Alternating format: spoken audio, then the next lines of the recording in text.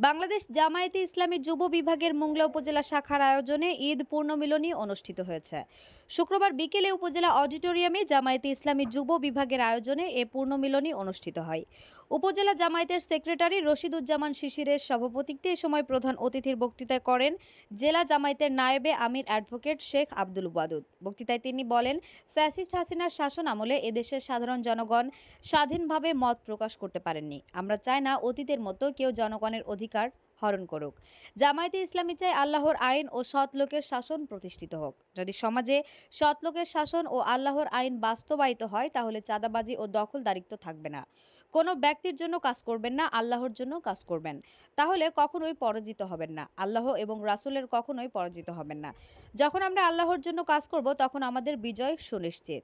এ সময় অন্যান্যের মধ্যে বক্তৃতা করেন বাগেরহাট জেলা যুব জামায়াতের সেক্রেটারি মোহাম্মদ আরিফ শেখ, উপজেলা জামাতের আমির মাওলানা আবু হানিফ মল্লিক, মোংলা উপজেলার সাবেক ভাইস চেয়ারম্যান কোহিনুর সর্দার, পৌর জামাতের নায়েবে আমির মাওলানা মনিরুজ্জামান, রামপাল উপজেলা যুব জামাতের সভাপতি মোহাম্মদ আসাদুজ্জামান, উপজেলা শ্রমিক কল্যাণ ফেডারেশনের সহ সভাপতি জহিরুদ্দিন বাবর, সাবেক ছাত্রনেতা আনিসুর রহমান সহ উপজেলা ও পৌর জামায়াতের বিভিন্ন ইউনিটের নেতৃবৃন্দ।